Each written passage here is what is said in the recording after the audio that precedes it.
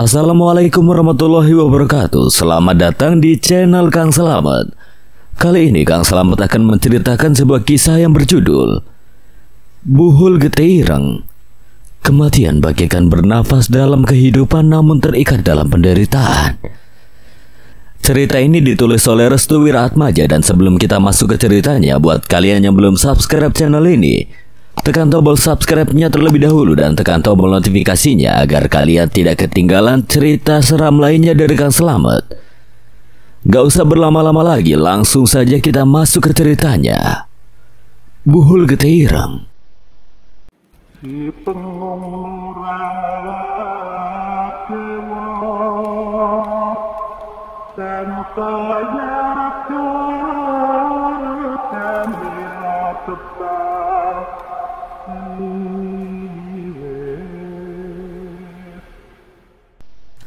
Berawal dari kisah seorang wanita yang hidup di salah satu desa di daerah Pekalongan, Jawa Tengah.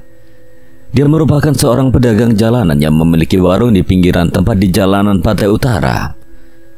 Namanya Bidarsi. Dia adalah seorang wanita yang hidup bersama dengan dua anaknya dan mertua laki-lakinya. Suami dari Bidarsi meninggal dunia karena sakit jantung. Kini mereka berempat hidup di sebuah rumah yang jaraknya tidak terlalu jauh dengan jalanan di Pantai Utara. Bidarsi biasa berangkat menuju ke warungnya pada pagi hari. Setelah memasak makanan untuk kedua anaknya dan juga mertuanya, Bidarsi akan pergi ke warungnya lewat pintu depan rumahnya. Dika, nanti sayuran dipanasin ya. Gimana? Dika adalah anak laki-laki satu-satunya. Dia juga anak yang paling bungsu dan dipercaya oleh Bidarsi untuk menjaga rumah jika dirinya harus pergi ke warung. Semenjak kematian ayahnya, Dika menjadi sosok anak yang sangat penurut. Dia juga kadang membantu ibunya untuk menjaga warung jika Bidarsi sedang tidak enak badan. Anak pertama dari Bidarsi bernama Nanda. Dia sudah bekerja di salah satu pabrik yang ada di Pekalongan. Setiap pagi Nanda harus pergi ke pabrik, namun itu juga tergantung dengan shift yang ia dapatkan. Kebetulan hari ini Mbak Nanda akan berangkat pagi, jadi dia juga akan meninggalkan Dika di rumah sendirian. Dek, jaga kakek ya, aku mau masuk pagi. Loh Mbak, gak mau makan dulu? Nanti aja, aku makan di kantin aja. Jangan lupa sayurannya dipanasin supaya gak bau. Dika hanya mengangguk paham. Ia pun menyalami tangan mbaknya. Hati-hati ya mbak. Yo, cukup Mayo. Mbak. Bidarsi dan juga Mbak Nanda sudah pergi. Kini hanya tersisa Dika dan juga kakeknya yang berada di rumah. Biasanya Dika akan mengajak kakeknya untuk makan bersama setelah dirinya memanasi sayur buatan ibunya.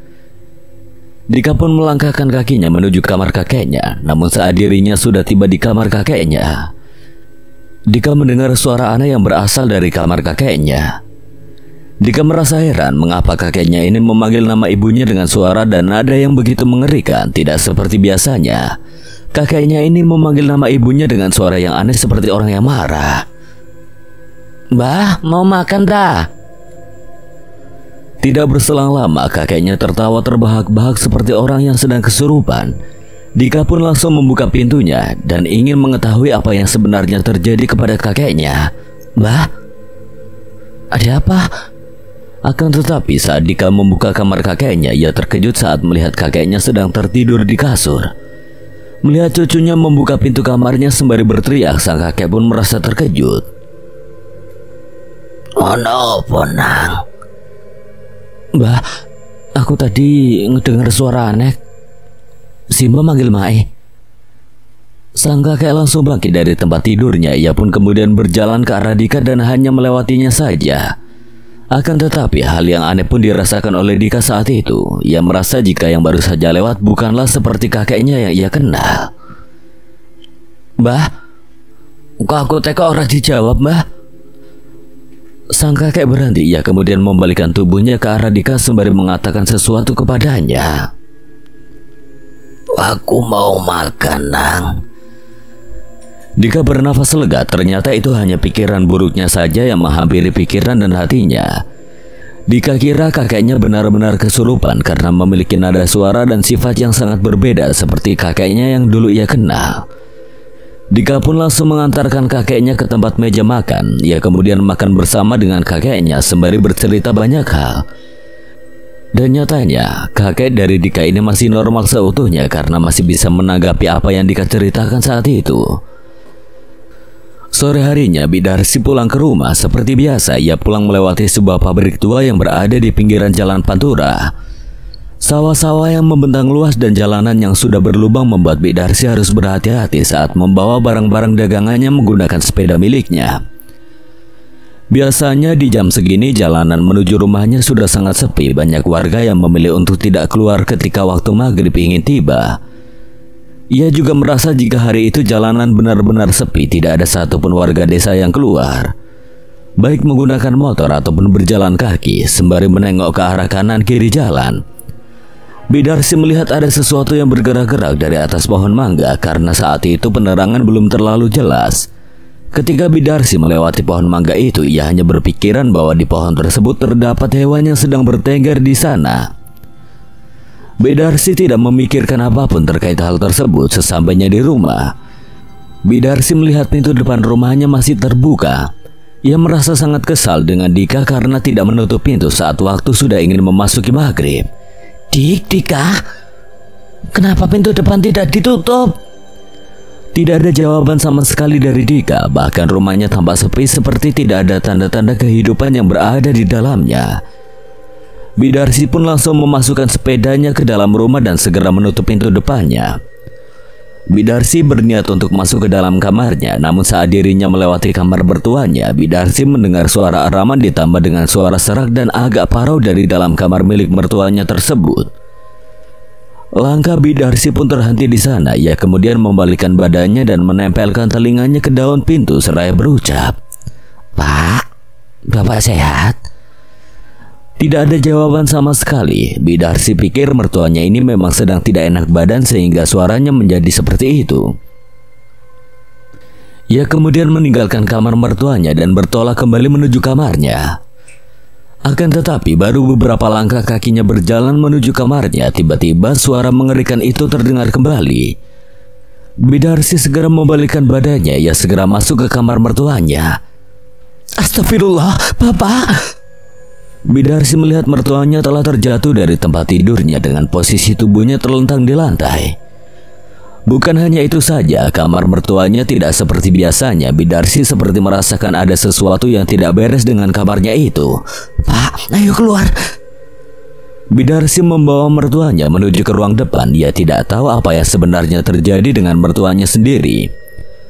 Tidak berselang lama, Nanda pulang dari kerjaannya diikuti oleh Dika. Mereka pulang secara berbarengan. "Loh, Mak, ada apa? Cepat panggil Kang Rusdi. Ada yang tidak beres dengan rumah ini." Dika segera memanggil Kang Rusdi. Kang Rusdi adalah pegiat supranatural yang ada di desanya. Ia biasa menyelesaikan masalah-masalah yang di luar nalar seperti santet dan yang lainnya. Kejadian malam itu memberikan pelajaran bagi Bidarsi untuk menjaga mertuanya tersebut. Ia tidak habis pikir mertuanya mengalami hal yang sangat aneh. "Jadi bagaimana Kang, rumah ini ada penunggunya?" Entah apa yang ada di dalam rumah Bidarsi, namun terlihat dari raut wajah Kang Rusdi, ia tampak ketakutan dan tidak sanggup dengan sesuatu yang sudah berada di dalam rumah Bidarsi tersebut. "Omah iki wis kepati." "Kepati dengan apa?" "Kijing miring." Bidarsi tidak paham apa yang dimaksud dengan kijing miring tersebut. Dia juga tidak mengerti maksud dari perkataan orang pintar tersebut. Namun karena memang ingin tahu secara pasti, Bidarsi pun terus menanyakan apa yang dimaksud dengan kijing miring kepada Kang Rusdi. "Kang, kijing miring iku apa?" Kang Rusdi hanya terdiam. Dia sebenarnya tidak enakan untuk mengatakan hal itu kepada Bidarsi, karena itu akan menjadi tulah bagi dirinya sendiri. Tulah yang dimaksud di sini adalah serangan bumerang yang bisa kapan saja menyerang orang-orang yang berkaitan dengan kejadian seperti ini. Misalnya jika ada seseorang yang berniat untuk membantu, pelaku dari penyerangan ini akan lebih dulu untuk memberikan penyerangan kepada orang tersebut. Tujuannya sudah jelas, pelaku dari pengiriman tersebut tidak ingin jika keinginannya untuk menembus ambisi yang diharapkannya telah diganggu dan dihancurkan oleh orang yang membantu targetnya. Dengan begitu, Kang Rusdi memang tidak salah jika dirinya tidak memberitahu kepada Bidarsi. Namun akan lebih salah jika Kang Rusdi memberitahu hal tersebut namun tidak mampu untuk menyelesaikan kasus ini. Aku tidak bisa menjawabnya, aku takut. Kang, tapi lihat mertua saya. Hampir tiap hari dia sering berteriak memanggil nama saya dengan suara yang menyeramkan. Apa Kang Rusdi tidak kasihan dengan keluarga kami? Sebenarnya apa kesalahan dari keluarga kami, Kang? Kang Rusdi menatap tiap kamar yang ada di rumah tersebut. Ia seperti mendapati sesuatu yang sedang memantaunya dari sana. Mereka yang berasal dari timur adalah perwujudan dari kejahatan yang menjadi satu. Aliran itu akan membawa udara kematian hingga ke tempat yang dilewatinya. Dalam dunia seperti ini, kebaikan tidak akan ternilai lagi karena tertutup dengan kejahatan yang dilakukan oleh orang yang mengirim hal seperti ini. Kang Rusdi menutup pertemuan malam itu dengan memberikan beberapa wejangan. Di antaranya wejangan yang diberikan oleh Bidarsi adalah: 1. Jangan melewati pintu depan sewaktu ingin berangkat ke warungnya. 2. Tutup semua pintu, jendela atau apapun jika sudah memasuki waktu surup. 3. Menaburkan beras kuning tepat di waktu pagi setelah sholat subuh. Dan setiap pulang, jangan pernah menyaut sesuatu yang berada di sekitar jalan. Nasihat yang diberikan oleh Kang Rusdi pun dijalankan oleh Bidarsi dan setiap anak-anaknya. Kini mereka semua saling menjaga satu sama lain untuk menghindari hal-hal yang belum jelas terjadi pada keluarganya. Namun anehnya, tiap menjelang tengah malam, atap rumah Bidarsi selalu berisik mengeluarkan suara-suara aneh di tiap harinya. Terkadang Bidarsi dan kedua anaknya mendengar suara seperti lemparan batu yang mengenai genteng rumahnya. Takutnya lemparan batu itu berasal dari warga yang iseng dan memang tidak menyukai keluarga Bidarsi. Namun sewaktu dicek, tidak ada satupun genteng rumahnya yang bocor atau kedapatan benda asing yang berada di atap rumahnya. Hari-hari berikutnya, suara yang terdengar dari atap rumah Bidarsi kembali berubah. Kali ini Bidarsi dan kedua anaknya mendengar suara langkah kaki yang berjalan ke setiap sudut rumah. Karena menginjak genteng, otomatis suara tersebut terdengar jelas dan sangat berisik. Dika diminta oleh Bidarsi untuk mengecek lagi atap rumahnya, akan tetapi sama sekali tidak ada kejanggalan yang berasal dari atap rumah Bidarsi. Keanehan-keanehan tersebut semakin menjadi-jadi tatkala mertua dari Bidarsi mengalami hal yang mengerikan. Tepatnya saat itu adalah malam Jumat Kliwon. Bidarsi dan kedua anaknya biasa membaca surat Yasin di masing-masing kamarnya. Karena mertuanya sedang sakit, pikir Bidarsi mertuanya akan dalam keadaan baik-baik saja dan tidak ada kejanggalan yang terjadi. Namun tiba saatnya ketika pintu kamar dari mertuanya terbuka dengan sendirinya. Suara dari pintu kamar mertuanya terdengar dari kamar Bidarsi, Dika dan juga Nanda. Mereka bertiga tiba-tiba langsung terdiam dan menghentikan bacaan Qur'annya. Mula-mula Dika memanggil nama kakeknya tersebut dari dalam kamar. "Mbah, si Mbah keluar sama siapa?" Namun tidak ada jawaban sama sekali. Yang mereka dengar dari masing-masing kamar mereka adalah suara kaki yang diseret di lantai. Jantung Dika berdegup kencang. Ia merasa ada yang tidak beres dengan kakeknya itu. Pasalnya kakeknya memang sulit berjalan atau bahkan untuk membuka pintu semenjak kejadian dirinya terjatuh dari ranjang. Namun untuk sekarang, mengapa dia bisa keluar dari kamar dan berjalan menuju ke arah dapur? Dika mulai tidak tenang. Ia pun lebih dulu untuk segera keluar dari kamar, diikuti oleh Bidarsi dan Nanda. Mereka berdua segera meletakkan Al-Qur'annya masing-masing ke tempat semula. Bidarsi dan juga Nanda melihat Dika yang sudah keluar terlebih dahulu. "Si Mbak di mana, Dek?" "Aku tidak paham, Mbak." Bidarsi melangkah perlahan meninggalkan keduanya. Ia mendengar sesuatu dari arah dapur. Pikirannya benar-benar tidak mengerti mengapa perasaannya kali ini merasa tidak enak. "Mak, onopo? Menang, dengar dak?" Dika dan Nanda mendengar sesuatu. Mereka seperti mendengar ada seseorang yang sedang menyeret kursi tempat mereka makan yang berada di dapur. Bidarsi, Dika dan juga Nanda pun melangkah bersama-sama untuk mengetahui apa yang sedang terjadi di sekitar dapur. Langkah mereka semakin dipercepat tatkala dari kejauhan mereka sudah melihat seseorang sedang menaiki kursi dan mengaitkan tali ke lehernya. "Mak, iku Simba, Mak!" Dika dan Nanda segera berlari menuju ke arah kakeknya, namun belum saja mereka berdua menyentuh tubuh kakeknya, hal yang mengerikan pun terpampang di hadapan mereka. Tubuh dari laki-laki tua itu sudah terlebih dahulu mengambang di atas lantai. Lehernya terikat oleh tali tambang yang dibuatnya sendiri, matanya langsung melotot ke atas, lidahnya menjulur keluar dari mulutnya. Masih bisa bergerak, namun tidak berselang lama tubuhnya mematung dan nafasnya terhenti seketika. Lelaki tua itu meninggal dunia dengan cara yang mengenaskan. Malam itu rumah mereka sempat heboh dan ramai dengan kejadian yang paling tragis yang ada di desa. Para warga mulai berdatangan, tangis dan haru menyelimuti rumah Bidarsi. Satu persatu para warga yang ada di desa tersebut memberikan ketegaran kepada Bidarsi dan juga kedua anaknya. Mereka tidak menyangka kejadian ini menimpa kepada keluarganya sendiri. Aksi bunuh diri yang dilakukan oleh mertua Bidarsi sangat-sangat tidak wajar.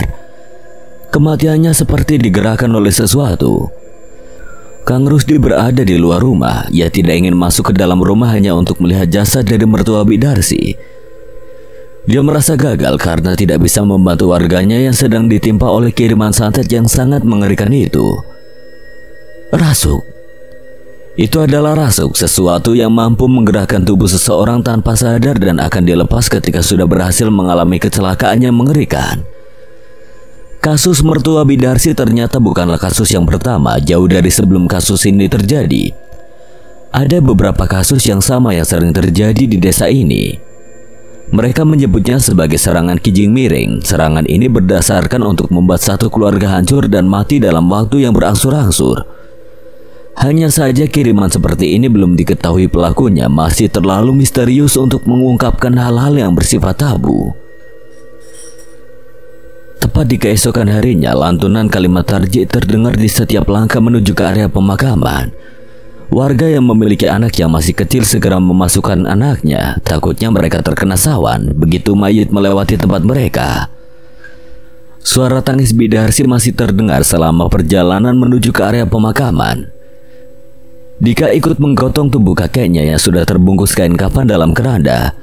Sedangkan Nanda, ia menenangkan ibunya yang masih bersedih karena melihat kejadian yang membuatnya trauma setengah mati. Sesampainya di tempat pemakaman, warga segera menurunkan sang mayit untuk dimasukkan ke dalam liang lahat. Kang Rusdi yang kebetulan berada di kerumunan tersebut langsung meminta kepada tukang gali kuburan untuk jangan menguburnya terlebih dahulu. "Jangan dikubur dulu." "Anak apa, Kang?" Tanpa basa-basi, Kang Rusdi segera turun ke liang lahat. Ia segera membacakan doa khusus untuk melepaskan ikat tali pocong yang belum dibuka oleh tukang gali kubur. "Tali pocongnya belum terbuka." Tukang gali kubur itu hanya tersenyum. Kesalahan kecil bisa sangat berakibat fatal. Untungnya Kang Rusdi segera turun ke liang lahat untuk melepaskan ikatan tali pocong tersebut. Namun ternyata ada satu hal lagi yang ingin dilakukan oleh Kang Rusdi. Ia meminta kepada tukang gali kubur tersebut agar dibuatkan bola-bola yang berasal dari tanah liat. "Aku minta buatkan bola-bola dari tanah liat 3 biji saja." "Buat apa, Kang?" "Wis, jangan kebanyakan ngomong." Tukang gali kubur itu segera naik ke atas. Para warga penasaran mengapa proses penguburan jenazah seperti diperlambat dan diulur-ulur. Dengan cepat, tukang gali kubur itu segera membuat bola-bola yang berasal dari tanah liat dengan ukuran segenggaman kepalan tangan. "Iki, Kang." Kang Rusdi segera mengambil bola-bola dari tanah liat tersebut, lalu ia tempatkan ke bagian kaki agar tidak menyentuh langsung ke tanah kuburan. Selepas melakukan hal tersebut, Kang Rusdi segera membisikkan sesuatu kepada mayat yang sudah disandarkan di liang lahat. "Aku tidak tahu siapa yang melakukan hal ini pada wargaku, tapi jika dirimu tidak tobat, kau akan terkena kirimanmu sendiri. Kijing miring itu akan membunuhmu." Setelah membisiki kalimat tersebut ke mayat mertua Bidarsi, Kang Rusdi segera menutup tubuh mayit itu dengan papan.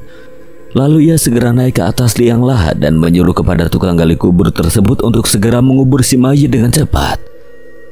"Pendem sagi." Kang Rusdi melihat wajah Bidarsi, Dika dan juga Nanda yang merasa kasihan tatkala ketiganya meminta bantuan kepadanya. Namun dia sendiri tidak mampu untuk mengabulkan permintaannya. Namun kali ini Kang Rusdi tidak akan tinggal diam. Dia tidak mau warganya terus-terusan menjadi korban dari pengiriman kijing miring yang dilakukan oleh seseorang yang sama sekali belum diketahui oleh dirinya sendiri. Kematian dari mertua Bidarsi masih menyimpan luka bagi Bidarsi dan juga anak-anaknya. Sampai-sampai mereka bertiga tampak lesu dan tidak bergairah untuk menjalankan aktivitas kesehariannya. Dika yang biasanya membantu kakeknya untuk menuju dapur ketika ingin makan, namun untuk hari itu juga Dika hanya bisa melihat daun pintu milik sang kakek yang sudah tertutup rapat. Begitu pula dengan Nanda. Biasanya setelah pulang dari pekerjaan, dirinya langsung menuju kamar kakeknya untuk menyalami kedua tangan kakeknya dan mengatakan, "Kakek udah makan apa belum?" Kini tidak ada lagi kalimat yang bisa diucapkan oleh Nanda kecuali, "Mbah, sing tenang yo." Bagi mereka berdua, kematian kakeknya sama saja seperti kematian ayahnya sendiri. Mereka kehilangan tiang dalam keluarga, hancur dan tidak ada lagi sandaran untuk bisa berkeluh kesah. Walaupun Bidarsi hadir sebagai orang tuanya, namun kedekatan Nanda dan juga Dika tidak sebanding dengan kedekatannya terhadap ibunya. Mereka berdua lebih dekat dengan sang kakek di kala senang ataupun sedih. Hanya saja kehidupan akan terus berputar. Yang sekarang hidup bisa jadi beberapa hari, beberapa bulan, atau mungkin beberapa tahun lagi mereka akan merasakan yang namanya kematian. Berada di sebuah desa memiliki trust isu yang sangat mengerikan. Desa ini memang sudah beberapa kali dikenal akan serangan-serangan gaib yang berasal dari orang-orang tertentu. Kehadiran Kang Rusdi di desa ini memang sangat dibutuhkan. Pasalnya banyak warga desa yang mengalami kejadian yang mengerikan di tiap tahunnya. Terlepas dari itu semua, ternyata ada banyak penyebab orang melakukan pengiriman dan penyerangan hal tersebut. Salah satunya yaitu dengan timbulnya rasa benci dan iri terhadap korban. Pelaku biasanya akan menyewa dukun atau memang orang pintar untuk menjalankan perintahnya terhadap pengiriman santet semacam itu. Kemudian pelaku akan diminta oleh dukun tersebut untuk membawakan sesembahan dan ritual khusus yang nantinya akan menjadi syarat utama dalam melakukan pengiriman santet yang diyakini sebagai santet kijing miring. Santet ini sangat mengerikan. Di dalam santet ini korban akan mengalami hal yang tidak wajar sebelum kematiannya berlangsung. Biasanya para korban akan mengalami kerasukan, timbul penyakit dalam yang tidak diketahui penyebabnya, dan tubuh menjadi mengering seperti dihisap oleh sesuatu hingga meninggal dunia. Seminggu setelah kematian dari mertua Bidarsi, rumah menjadi tampak suram. Bidarsi yang pergi menuju warung miliknya, Nanda yang bekerja di tempat pekerjaannya, dan si Dika yang memang sibuk dengan aktivitas masa mudanya, menjadikan rumah menjadi sangat sepi. Namun ternyata semuanya belum usai. Kiriman itu masih berjalan hingga merambah ke anggota keluarga yang lainnya. Tepatnya ketika di malam hari pada Selasa Kliwon, saat itu Bidarsi sedang merasakan kelelahan. Dia tidak mengetahui jika malam itu akan menjadi penyebab hal yang mengerikan dan terulang untuk kedua kalinya. Anak pertamanya yaitu Nanda tiba-tiba berteriak histeris di kamarnya. Hal ini membuat Bidarsi dan juga Dika panik setengah mati. Nanda berteriak sembari menggedor-gedorkan kepalanya di pintu. Bidarsi segera meminta pada Dika untuk memanggil Kang Rusdi malam itu juga.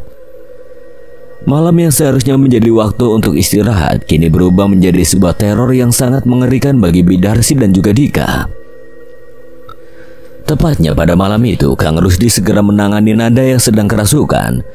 Kang Rusdi segera membantu mengeluarkan sosok yang merasuk ke dalam tubuh Nanda.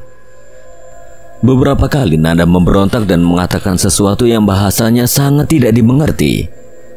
Dia hanya menggigit-gigit lidahnya hingga berdarah dan memukul-mukuli kepalanya dengan tangan. Hingga akhirnya Nanda pun berhasil ditenangkan oleh Kang Rusdi. Hanya saja banyak luka yang berada di tubuh Nanda hingga dirinya harus beristirahat dan selalu dalam jangkauan. Kang Rusdi menyatakan jika serangan ini didasarkan oleh seseorang yang memang tidak menyukai Bidarsi dan juga anggota keluarga lainnya. Entah mungkin orang terdekat atau orang yang memang memiliki hubungan terhadap keluarga Bidarsi. Namun Kang Rusdi meminta kepada Bidarsi untuk menjaga kedua anaknya. Kiriman tersebut masih belum usai. Pelaku berniat untuk mengincar anak-anak dari Bidarsi untuk dijadikan korban selanjutnya. Karena itu pada malam itu juga Kang Rusdi menanamkan potongan piring kuning dan menanam beberapa jahe ke beberapa tempat yang ada di rumah Bidarsi.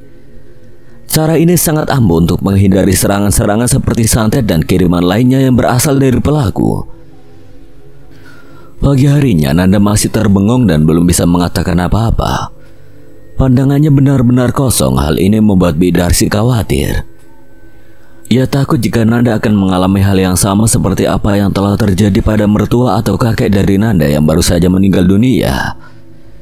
Bidarsi pun akhirnya memutuskan untuk tidak berjualan terlebih dahulu. Ia kemudian meminta kepada Dika untuk menggantikannya menjaga warung.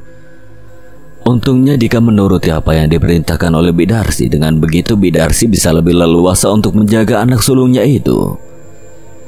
Selama berada di rumah, Bidarsi membereskan pekerjaan rumahnya yang belum selesai. Ia sendiri membersihkan baju-baju peninggalan mertuanya yang masih berada di dalam kamar untuk nantinya akan dibagi-bagikan ke tetangga atau warga sekitar. Bidarsi memasukkan barang-barang peninggalan mertuanya ke sebuah gudang, sementara untuk pakaian dan hal lainnya Bidarsi menggabungkan menjadi satu di sebuah keranjang baju, lalu ia bawa ke gudang untuk nantinya dibagikan kepada tetangga dan warga sekitar yang memang membutuhkan dan menginginkan baju, celana ataupun sarung yang pernah dikenakan oleh almarhum selama masih hidup. Setelah membereskan semua pekerjaan rumahnya, Bidarsi menuju ke kamar anak sulungnya. Masih sama seperti biasanya, Nanda hanya terdiam, tatapannya masih kosong. Ia juga sering menatap ke arah depan seperti ada sesuatu yang sudah berada di hadapannya. Namun kali ini ada sesuatu yang berbeda dan benar-benar sangat mengerikan hingga Bidarsi sendiri merasakan sensasi merinding akan dibuatnya. Saat dimana Bidarsi sedang terduduk di dekat Nanda, tiba-tiba Nanda tersenyum lebar lalu tertawa ringan. Ia kemudian menunjuk sesuatu yang di hadapannya sembari mengatakan, "Simba." Bidarsi terkejut mendengar kalimat yang diucapkan oleh Nanda. Bicara apa kamu, Dok? Simba ono ning ngarepku, Mak. Bidarsi segera meminta kepada Nanda untuk mengucapkan istighfar. Dia sadar apa yang dilihat oleh Nanda bukanlah hal yang wajar dan tidak secara kebetulan. Akan tetapi setelah Bidarsi mengatakan hal tersebut, Nanda langsung terdiam kembali. Tatapannya kembali seperti semula, kosong, tidak berekspresi dan tidak mengatakan satu kalimat pun.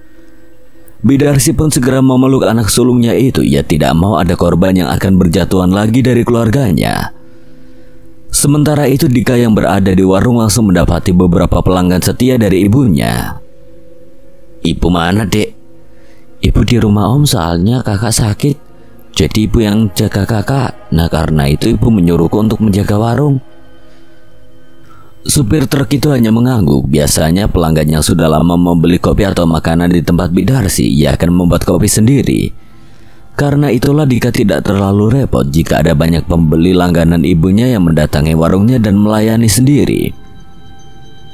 Tepat di sore hari, setelah warung ingin tutup, Dika melihat ada salah seorang yang melemparkan sesuatu tepat di belakang warung milik ibunya. Saat itu Dika kira benda yang dilemparkan oleh orang asing itu adalah sebuah batu ataupun benda padat lainnya. Pasalnya ketika benda itu dilemparkan, lemparannya tepat mengenai pintu belakang warungnya. Dika pun segera mengecek bagian belakang rumahnya dan mencari benda yang dilemparkan oleh orang asing tersebut. Tatkala Dika sedang meraba-raba rerumputan yang berada tepat di belakang warungnya, karena kebetulan warungnya berdekatan dengan sawah, Dika menemukan sesuatu yang amat mengejutkan. Benda tersebut seperti bungkusan kain kafan yang di dalamnya terdapat tulang belulang hewan yang sudah dipatahkan menjadi potongan kecil-kecil. Namun anehnya di dalam tulang belulang tersebut terdapat cairan hitam yang sangat bau busuknya. Dika pun segera melemparkan benda tersebut ke tempat yang jauh. Ia tidak mau ada hal aneh yang akan terjadi kepada dirinya. Penemuan benda aneh ini pun akhirnya diberitakan kepada ibunya, yaitu Bidarsi. Dika menyebutkan jika benda tersebut ditemukannya di belakang warung milik ibunya tatkala ada suara benturan hebat yang menabrak bagian belakang pintu warungnya. Bidarsi pun menanyakan bentukan dan isi yang ada di dalam benda yang terbalut kain kafan itu. Dika langsung memberitahu terkait benda aneh yang ditemukannya. Di dalamnya terdapat tulang dan darah yang berwarna hitam. Semasa Bidarsi berjualan di pinggir jalan Pantura, ia sendiri belum menemukan hal-hal aneh yang terjadi kepada dirinya. Bahkan teruntuk hal semacam itu, Bidarsi sendiri merasa aneh. Akan tetapi merujuk dari penemuan yang ditemukan oleh Dika sewaktu dirinya menjaga warung, Bidarsi meyakini bahwa ada seseorang yang memang tidak menyukainya. Itu berarti apa yang dikatakan oleh Kang Rusdi benar, ada seseorang yang mungkin saja iri dan tidak terima dengan Bidarsi selama dirinya berjualan di pinggir jalan Pantura. Karena itulah banyak kejadian-kejadian aneh yang baru dirasakan oleh Bidarsi sampai sekarang kejadian itu menimpa kepada anaknya sendiri. Karena Bidarsi tidak tahu benda apa yang dimaksud, akhirnya Bidarsi pun meminta tolong kepada anaknya untuk memanggil kembali Kang Rusdi guna menyelesaikan permasalahannya. Alhasil Dika pun segera menuju ke arah rumah Kang Rusdi untuk menyampaikan keluhannya dan juga keluhan ibunya serta keadaan dari kakaknya yaitu Nanda. Awalnya Kang Rusdi menolak untuk mendatangi rumah Bidarsi. Kang Rusdi tidak ingin jika pengiriman ini akan berlanjut secara terus-menerus dan belum ada tindakan yang baik dari dirinya sendiri. Namun karena Dika benar-benar membutuhkan bantuan, Kang Rusdi pun akhirnya mau menerima undangan yang diberikan oleh Dika kepadanya. Malam itu juga Kang Rusdi kembali mendatangi rumah Bidarsi. Di sana Kang Rusdi segera menjelaskan apa yang baru saja ditemukan oleh Dika kepadanya. Itu namanya Pul. Pul itu kerjanya untuk mengikat korban yang akan dijadikan korban selanjutnya. Mendengar penjelasan dari Kang Rusdi, Bidarsi pun segera meminta kepada Kang Rusdi untuk segera membantunya. Ia tidak mau jika korban selanjutnya akan terus berjatuhan selama kiriman itu selalu menyerang dan menjadikan mimpi buruk baginya dan juga anak-anaknya. Kang Rusdi pun menjelaskan lagi bahwa rumah yang sekarang dihuni oleh Bidarsi dan kedua anaknya sudah diberikan pagar gaib. Dengan begitu, serangan-serangan gaib lainnya tidak akan mungkin menyerang lagi. Bidarsi pun bernafas lega mendengar hal tersebut. Ia kemudian mengucapkan ucapan terima kasih kepada Kang Rusdi karena telah membantunya hingga sejauh ini. Hari berikutnya, Dika masih menjaga warung ibunya. Ia sekarang lebih berhati-hati dan ingin mengetahui secara jauh siapa orang yang telah berbuat jahat kepada keluarganya. Tepatnya saat itu warungnya sedang ramai, tiba-tiba ada seseorang yang membakar menyan tepat di belakang warung.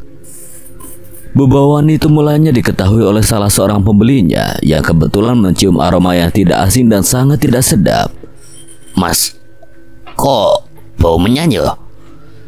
Tepat setelah pembeli itu mengatakan jika warungnya penuh dengan bebauan menyan, Dika pun segera mengecek seluruh ruangan yang ada di warungnya. Setelah dicari-cari, ternyata bebauan tersebut berasal dari belakang warungnya. Dika pun segera mencari sumber menyan yang amat menyerbak baunya. Setelah dicari-cari, ternyata menyan itu berada di semak-semak yang tertutup oleh rumput-rumput yang tinggi. Dika segera mengambil menyan yang sudah berada di sebuah wadah seperti nampak kecil. Namun saat Dika mengangkat nampak kecil itu ke atas, alat untuk membersihkan beras dari kotoran dan sebagainya, ia kemudian mendapati sebuah foto yang sudah berada tepat di bawah bokor tersebut. Ketika Dika mengambil foto itu, tiba-tiba ia langsung berteriak kencang. Kedua tangan Dika bergetar hebat, pikirannya menjadi kacau karena sebuah kiriman yang saat ini dikirimkan kepadanya bukanlah sejenis buhu lagi, akan tetapi kiriman saat ini sangat mengerikan, yaitu sebuah menyan yang di bawah bokornya terdapat foto kakaknya Nanda. Dika pun langsung buru-buru meminta kepada pembeli yang lainnya untuk segera melanjutkan aktivitasnya karena warung akan ditutup lebih cepat dari biasanya. Setelah menyelesaikan urusan warung, Dika pun segera pergi ke rumahnya dan memberitahukan kembali kepada ibunya. Saat Bidarsi mendengar penuturan dari Dika terkait kejadian aneh lainnya yang berada di sekitar warung. Bu, di belakang warung ada menyan, tapi di bawah tempat menyan itu ada fotonya Mbak Nanda. Bidarsi tidak bisa berkata apa-apa, ia hanya melihat wajah anaknya yaitu Nanda yang masih dalam tatapan kosong. Dalam hati Bidarsi, apakah Nanda akan menjadi korban berikutnya? Bidarsi pun meneteskan air mata saat itu. Ia sama sekali tidak bisa berbuat apa-apa kecuali hanya meminta pertolongan kepada Tuhan untuk dijauhkan dari hal-hal semacam ini. Menimpali dari penuturan Dika yang mengatakan jika dirinya mendapatkan kiriman aneh kembali, Bidarsi pun segera meminta kepada Dika untuk memanggil Kang Rusdi untuk menyelesaikan masalah ini. Malam harinya Kang Rusdi kembali mendatangi rumah Bidarsi untuk kesekian kalinya. Entah apa yang akan diperbuat oleh Kang Rusdi untuk bisa menyelesaikan masalah ini. Namun Bidarsi sangat berharap besar sekali kepada Kang Rusdi untuk menyelesaikan masalah yang amat mengerikan ini. Setelah mereka ngobrol-ngobrol panjang, Kang Rusdi pun akhirnya menemukan jawabannya. Ia tahu pelaku dari penyerangan tersebut adalah bukan orang jauh yang berada di sekitar Bidarsi, melainkan pelakunya merupakan orang terdekat yang berada di sekitar Bidarsi. Hanya saja Bidarsi tidak mengetahui hal tersebut. Karena itulah Kang Rusdi pun segera memberitahu pada Bidarsi untuk mengawasi orang-orang yang berada di dekatnya. Aku tahu siapa pelakunya. Sopo Kang? Orang itu ada di dekat warungmu. Maksud Kang Rusdi? Dia adalah seorang pedagang yang sama berjualan di pinggir jalan pantai utara. Dia iri pada warungmu karena selalu rame. Siapa Kang? Kang Rusdi pun segera mengatakan sesuatu pada Bidarsi, namun dengan suara yang sangat pelan. 3 warung dari tempatmu, dia adalah pelakunya. Orang itu sedang mengincar keluargamu. Jalan Pantura disebut-sebut sebagai jalan yang sangat strategis untuk berjualan dan menjajakan dagangan. Banyak warga Pantura yang membuka warung dan lapak-lapak tertentu untuk menghidupi kesehariannya. Tidak jarang mereka saling bersaing satu sama lain untuk bisa mendapatkan pelanggan tetap yang memang sangat dibutuhkan untuk membangun aset pribadi mereka. Namun dari sekian banyaknya kejadian dan tragedi yang mengaitkan pemilik warung dengan serangan gaib, Bidarsi adalah salah satu korbannya. Lewat dari sinilah Kang Rusdi membongkar akan kebobrokan tetangga warung yang berada tepat di sebelah warung Bidarsi. Dia adalah pedagang yang sama seperti Bidarsi, namanya Pak Harto. Beliau memiliki dagangan yang tidak ada bedanya dengan warung milik Bidarsi, yaitu sebagai warung kopi untuk para supir yang melipir ke pinggir jalan Pantura.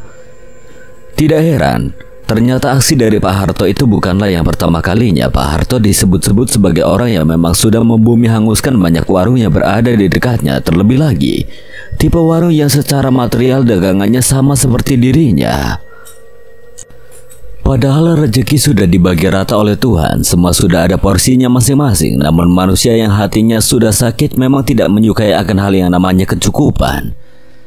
Mereka akan terus-menerus mencari hal lebih dan melancarkan segala aksi untuk mendapatkan semua ambisi yang diinginkannya. Itulah gambaran yang bisa digambarkan lewat karakter Pak Harto. Hanya karena perkara warung, Pak Harto tega membunuh banyak orang demi warungnya ramai. Kenyataannya memang benar, sebuah ungkapan yang mengatakan jalan di Pantura sangat panas, medannya tidak beraturan. Begitu juga dengan orang-orangnya. Jika yang kalian temui adalah orang-orang yang berwatak seperti jalanan aspal pantai utara, maka kalian akan menemukan manusia-manusia keji yang kesehariannya hanya menengguk arak dan memainkan judi. Namun jika yang kalian temukan adalah orang-orang yang murah senyum dan saling sapa hangat, maka kalian akan merasakan betapa bahagianya menjadi salah satu warga Pantura. Terungkap sudah pelaku dari perlakuan pengiriman santet yang mengenai keluarga Bidarsi. Namun bagaimana cara membuktikannya? Secara kenyataannya pelaku santet sulit untuk diungkapkan baik secara bukti ataupun secara beberapa versi. Kang Rusdi tidak kehilangan solusi. Dia akan berusaha untuk membongkar keburukan dari Pak Harto yang memang merupakan pelaku dari santet ini. Sudah lama Kang Rusdi mencurigai jika Pak Harto lah pelaku di balik penyerangan beberapa warga yang meninggal dengan gejala kerasukan lalu melakukan tindakan bunuh diri. Untuk membongkar kebobrokan yang dilakukan oleh Pak Harto, Kang Rusdi menaruh potongan pring kuning dan juga jahe yang diletakkan pada malam hari di warung milik Pak Harto. Jika benar itu adanya, maka Pak Harto akan merasa tidak nyaman dan membakar sesuatu tepat di hadapan warungnya tepat di pagi hari.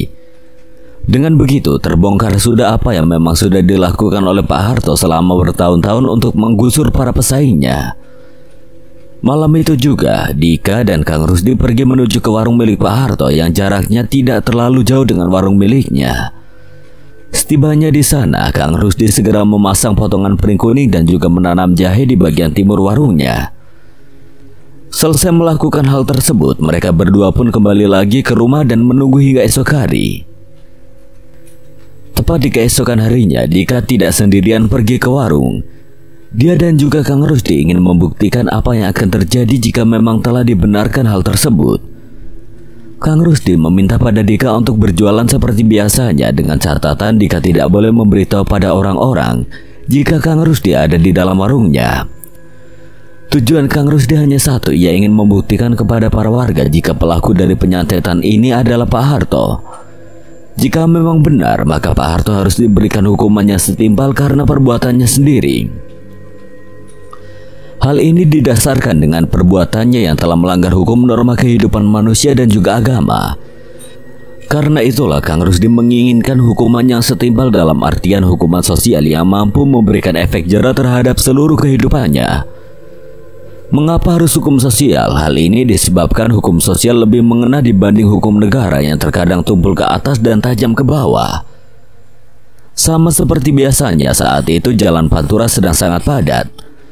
Dika kedapatan banyak sopir yang turun ke pinggiran jalan dan mampir ke warung milik ibunya. Kang Rusdi masih menunggu momen yang tepat. Dia hanya ingin menunggu apa yang akan terjadi selanjutnya.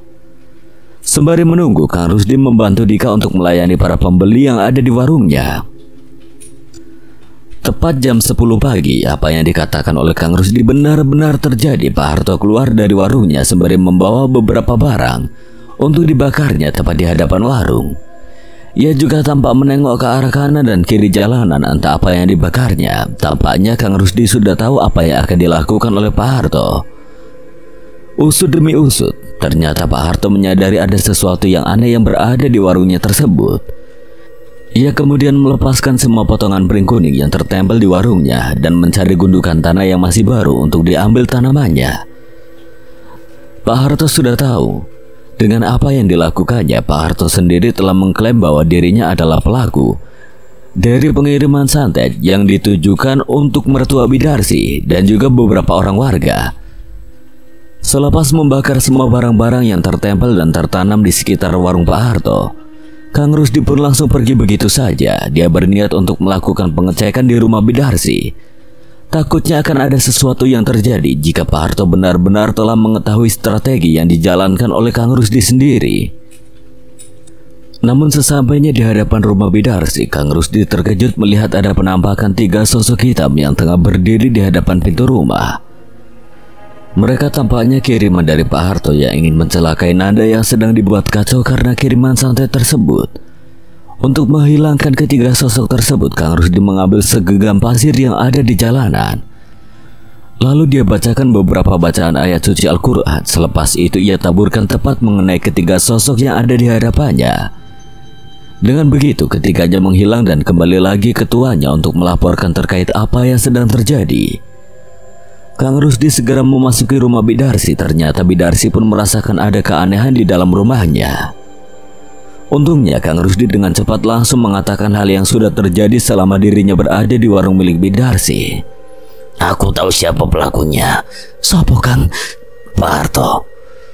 Mendengar nama pelaku yang baru disebutkan oleh Kang Rusdi, Bidarsi langsung tidak percaya. Ia meneteskan air matanya terkait hal itu. Entah apa yang dirasakan oleh Bidarsi sewaktu dirinya mengetahui pelaku dari santet tersebut.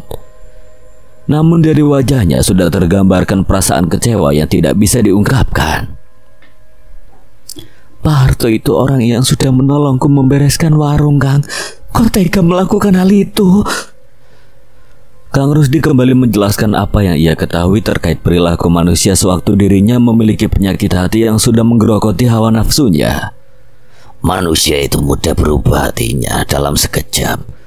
Pikirannya juga akan mengikuti apa yang hatinya katakan. Karena itu orang terdekat yang dikenal layaknya kalajengking. Dia akan menusuk dari belakang dan melakukan apapun demi tercapainya segala ambisi dan keinginan. Bidarsi masih belum menerima kenyataan jika pelaku dari penyantetan tersebut adalah Pak Harto.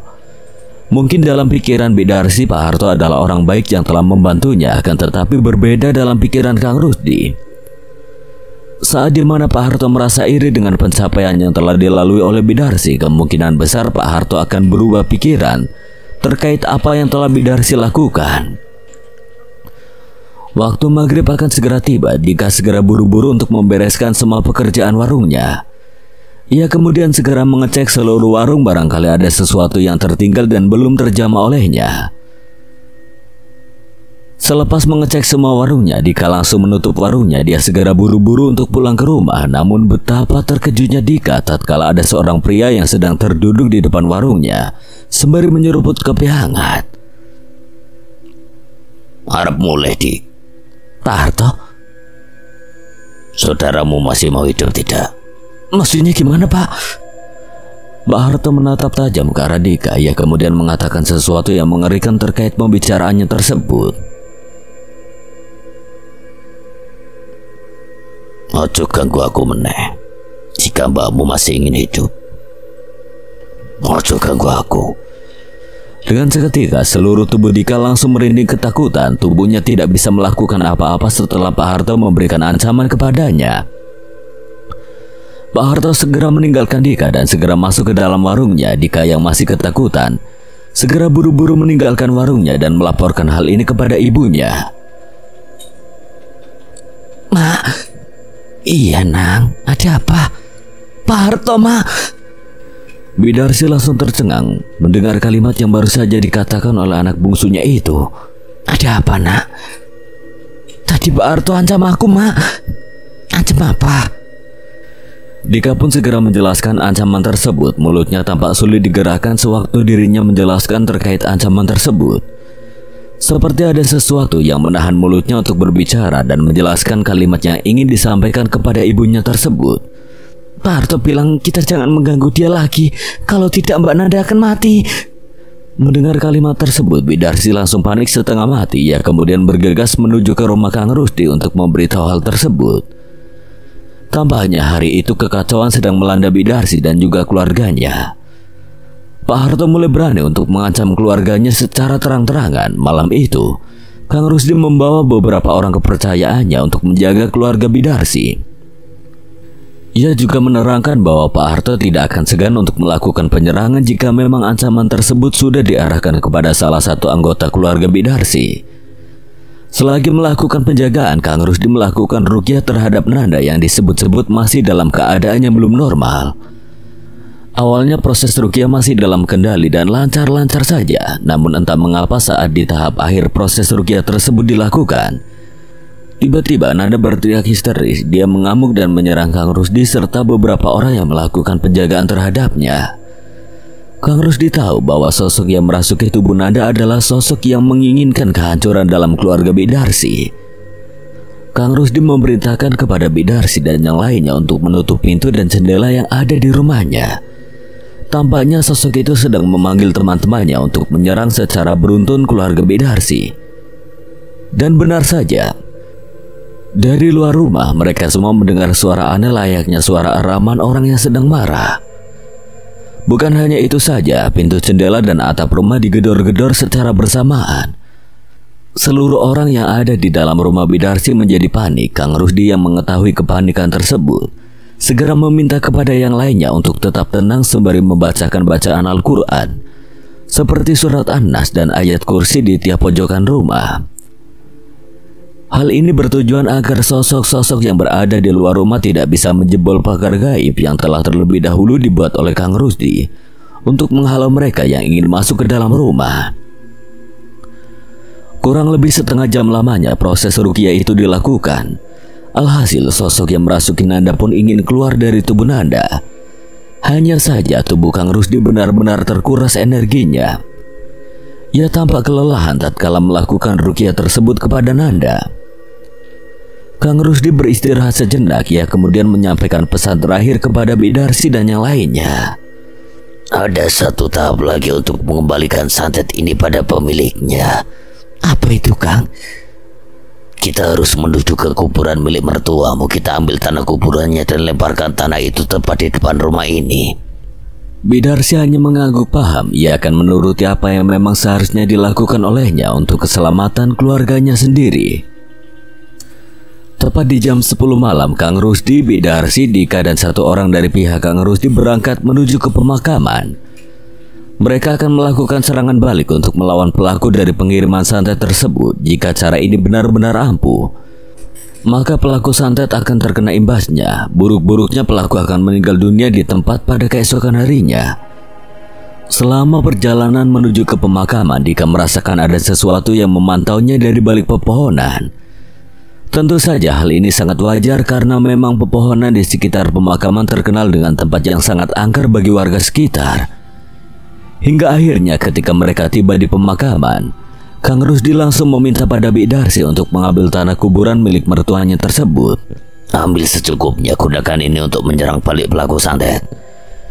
Bik Darsi langsung memasukkan tanah kuburan tersebut ke dalam plastik hitam. Setelah melakukan hal tersebut, mereka kembali pulang ke rumah untuk segera melakukan ritual pengembalian balik santet tersebut. Setibanya di rumah, Bik Darsi masih agak ragu. Awalnya dia tidak ingin melakukan hal tersebut. Namun jika pelaku didiamkan saja, maka imbasnya akan kepada warga yang lainnya. Lemparkan tanah itu tepat di halaman rumah, lalu tunggu sampai semuanya bereaksi. Jika santet itu masih ada, maka akan keluar asap yang mengepul dari tanah tersebut. Bik Darsi mengangguk paham. Dengan keyakinan hati dan tekadnya yang kuat demi keselamatan anak-anaknya, Bik Darsi pun segera melemparkan tanah kuburan tersebut tepat di depan halaman rumahnya. Selepas melemparkan tanah kuburan itu, Bik Darsi dan yang lainnya menunggu sampai tanah kuburan tersebut bereaksi dengan sendirinya.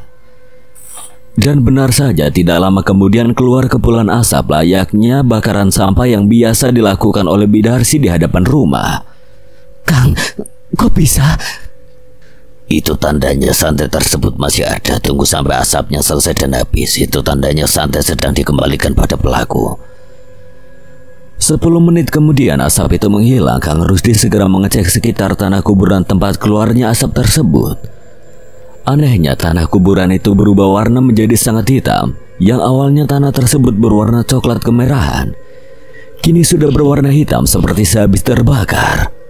Tunggu sampai besok, akan terjadi sesuatu pada pelaku santet yang menyerang keluargamu dan orang-orang yang menjadi korban atas perlakuan buruknya. Keesokan harinya, Dika bangun kesiangan. Bik Darsi juga memahami akan hal tersebut, karena semalam mereka selesai melakukan penyerangan balik santet kepada pelaku. Namun sampai jam 8 pagi belum ada tanda-tanda aneh terkait pengumuman orang yang meninggal dunia. Apakah pelakunya bukan Pak Harto? Lalu siapa pelakunya? Bik Darsi pun akhirnya berjalan-jalan ke rumah-rumah warga. Ia melihat ada banyak warga yang sedang berkumpul. Mayoritas adalah ibu-ibu semua. Bik Darsi pun ikut nimbrung untuk mengetahui pembahasan apa yang sedang mereka bahas. Entah mungkin karena kebetulan dirinya sedang ingin mengetahui pembahasan atau berita terkini di sekitar warganya. Namun tepatnya saat kedatangan Bik Darsi untuk ikut nimbrung, para warga yang mayoritas ibu-ibu langsung menyambut kedatangannya dan memberitahu berita buruk yang amat mengerikan. Bu, Ibu Darsi tahu nggak? Pak Harto dan istrinya meninggal dunia di rumah sakit. Katanya keduanya kecelakaan sewaktu ingin pulang ke rumah. Loh, kok aku baru tahu? Kenapa pihak musola gak mau mengumumkan berita kematian mereka berdua? Dengerin dulu, Bu. Pihak musola bukan tidak mau mengumumkan, tapi sewaktu berita ini menyebar, dia gak mau mengumumkan. Berita apa? Pak Harto dan istrinya itu tukang santet. Mereka berdua bisa menyantet orang-orang yang warungnya berdekatan dengan warung miliknya. Apalagi yang ramai warungnya seperti milik Bu Darsi.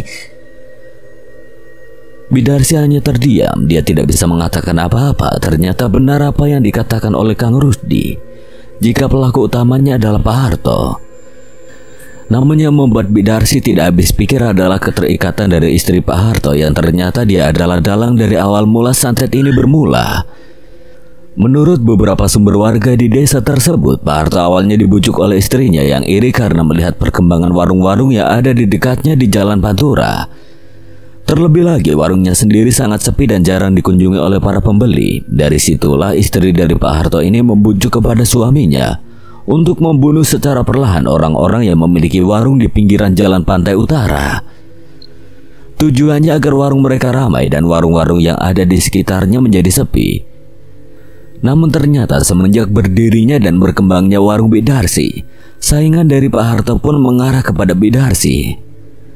Pak Harto pun dibujuk oleh istrinya untuk menyantet mertua dari Bik Darsi. Awalnya tujuan mereka hanya ingin menjatuhkan mental Bik Darsi, namun karena Bik Darsi tetap berjualan, Istri dari Pak Harto ini menginginkan kepada Pak Harto untuk menyerang anak pertamanya yang bernama Nanda. Namun aksi dari mereka pun akhirnya tercium oleh Kang Rusdi yang merupakan supranaturalis warga desa, dengan menempeli potongan bambu kuning dan menanam jahe di warungnya. Aksi dari Pak Harto dan istrinya pun akhirnya terbongkar. Karena itulah Kang Rusdi berkeinginan untuk menyerang balik perlakuan Pak Harto dengan cara mengirimkan tanah kuburan dari korban yang terkena santet jenis tersebut. Dan faktanya pun terungkap setelah melakukan penyerangan balik, Pak Harto dan istrinya pun mendapatkan tulah dari apa yang telah mereka lakukan. Semenjak kejadian tersebut, para warga masih belum berkeinginan untuk memberikan empati pada keluarga Pak Harto dan yang lainnya. Mereka sudah cukup merasakan penderitaan sewaktu Pak Harto dan istrinya menyerang para warga yang tidak bersalah. Atas kejadian tersebut, mereka pun mendapatkan banyak pelajaran untuk tidak berlaku iri atau sakit hati kepada siapapun. Karena hal itu sendirilah yang nantinya akan menjadi bumerang bagi mereka yang terikat di dalamnya. Sekian, dan terima kasih buat Restu Wiraatmaja yang telah mengizinkan saya membawakan ceritanya. Apabila ada kesalahan atau kekurangan, Kang Selamat memohon maaf sebesar-besarnya. Dan akhir kata, Kang Selamat pamit undur diri. Wassalamualaikum warahmatullahi wabarakatuh.